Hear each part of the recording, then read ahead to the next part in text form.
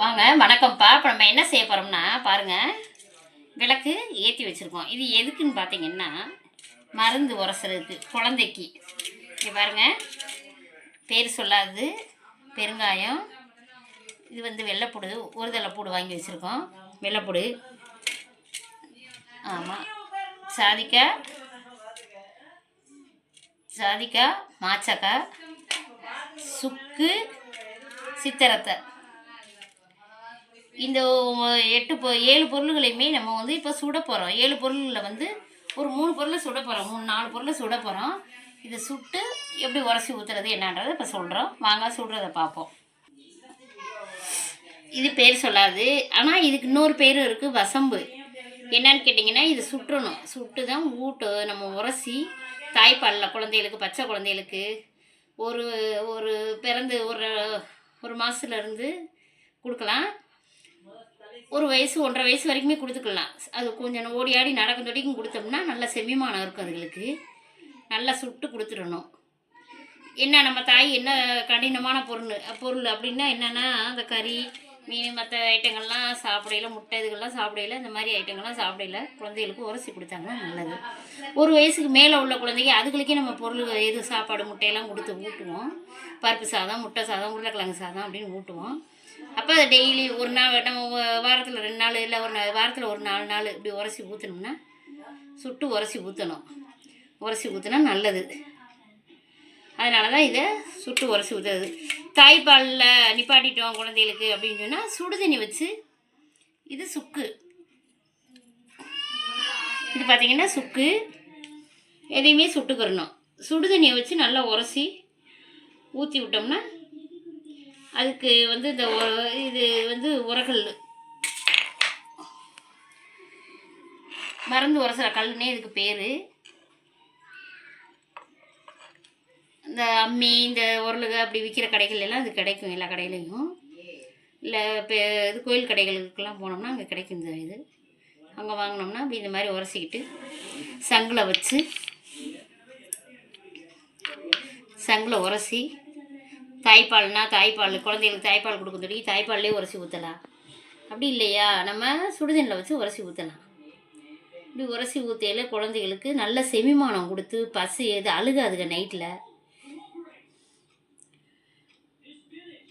அதனால தான் இதை அந்த காலத்தில் பாட்டிமார்கள்லாம் செய்கிறாங்கன்னு அப்போ இருந்தே அதை கடைப்பிடிச்சி குழந்தைகளுக்கு கொடுத்து வர்றோம்.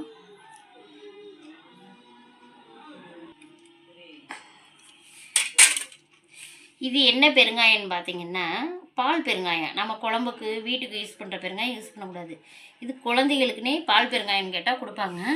இந்த பால் பெருங்காயத்தை தான் நம்ம வாங்கிட்டு வந்து நல்லா சுட்டுக்கிறணும்.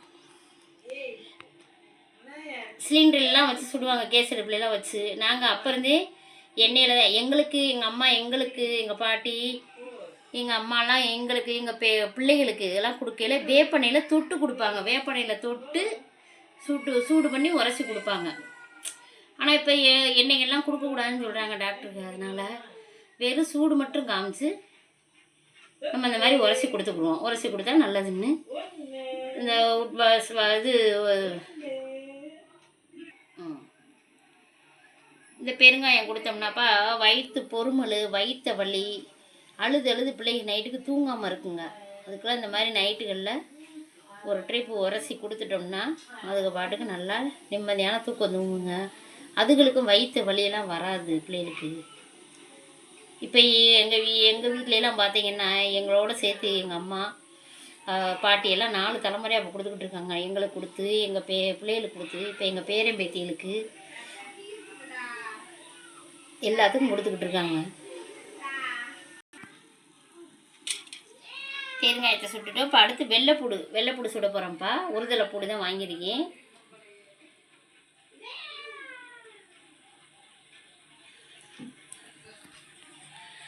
ஏன்னா இந்த ஒரு தழைப்பூடில் தான் மருத்துவ குணம் அதிகம். மலைப்பூடுன்னு சொல்லுவாங்க இதை. இந்த பூடு தான் வாங்கி குழந்தைகளுக்கு, குழந்தை பற்றவங்களுக்கும் கொடுப்பாங்க. குழந்தைகளுக்கு மருந்து உரசுறதுக்கு இந்த பூடை தான் உரசி கொடுப்பாங்க.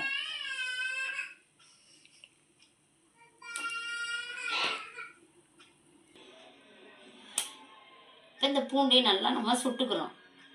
சுட்டுட்டு இது எல்லாமே சுட்ட பொருள்கள் எல்லாத்தையுமே ஒரு கழுவிட்டு வந்துடுவோம். நல்லா கழுவிட்டு வந்துட்டு அதுக்கப்புறம் உரசி கொடுக்கணும். இப்போ நான் அதை சுட்டுட்டு இப்போ கழுவிட்டு வந்து உங்களுக்கு காமிக்கிறேன். அதே மாதிரி இந்த ஜாதிக்காய் மாச்சக்காவை நம்ம சுடக்கூடாது. இந்த 2 காயை மட்டும் சுடக்கூடாது. மற்ற இந்த 5 பொருளையும் சுட்டுக்கலாம்.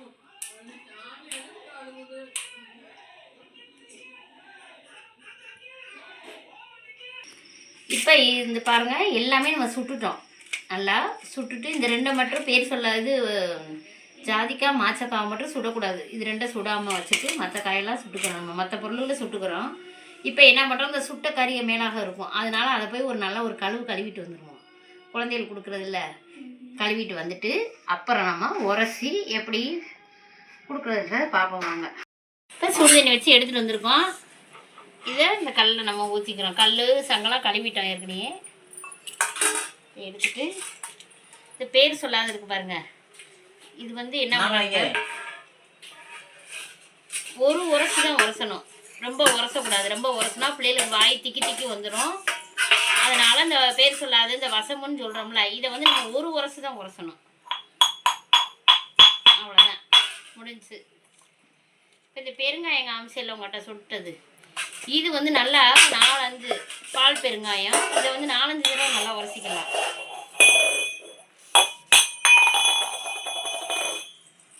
வெள்ளைப்பொடி அதையுமே 4-5 தடவை உரசிக்கலாம்.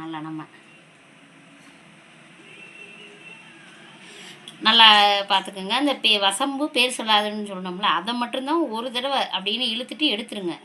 ரொம்ப உரச வேணாம். சித்திரத்தை இதெல்லாம் 2 இழுவை எடுத்துக்கலாம். சளி பிடிக்காது குழந்தைகளுக்கு.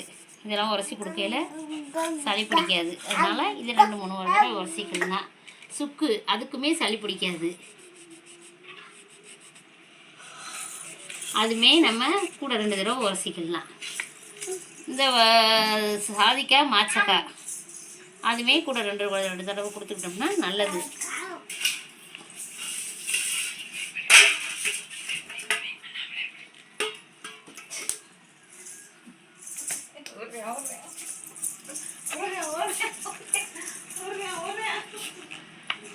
இப்போ எல்லாம் உரசிட்டோம்.